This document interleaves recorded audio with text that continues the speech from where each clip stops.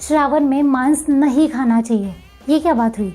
ये सिर्फ एक अंधश्रद्धा है या सच में इसके पीछे कोई लॉजिकल रीजन भी है? इस समय संपूर्ण भारतवर्ष हरितिमा से आच्छादित होता है और अधिकांश जीव जंतुओं के लिए ये प्रजनन काल होता है। जिन पशु पक्षियों को हम भोजन समझते हैं, जैसे बकरी, मुर्गा, मछली, वे इस समय गर्भ धारण करते हैं। इसलिए सरकार भी कई तटीय क्षेत्रों में मछलियां पकड़ने पर प्रतिबंध लगाती है ताकि मछलियों के संतति की रक्षा हो सके। इस मास में सूर्य का प्रकाश कम होने के कारण पशु पक्षियों में हार्मोनल परिवर्तन होते हैं।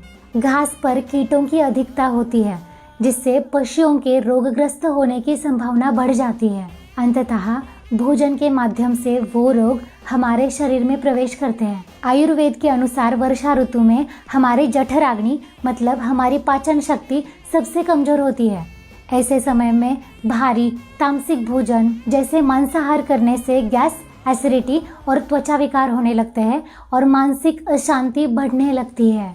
इसके विपरीत श्रावण मास में प्रकृति हमें देती है ताजे पौष्टिक फल और सब्जियां, जो हमारे शरीर, मन और आत्मा को शुद्ध और शक्तिशाली बनाते हैं। इस मास में नाग पंचमी, गौरी गणपति और रक्षाबंधन जैसे पर्व आते हैं, जो हमारे संबंधों को मजबूत बनाते हैं, जो हमें संयम, श्रद्धा और प्रकृति के प्रति करुणा की शिक्षा देते हैं। शिव स्वयं तपस्वी है, वो आदि योगी है, वो संसार से विरक्त रहते हैं और उनके इस पवित्र मास में क्या हम भोग विलास में लिप्त रह सकते हैं?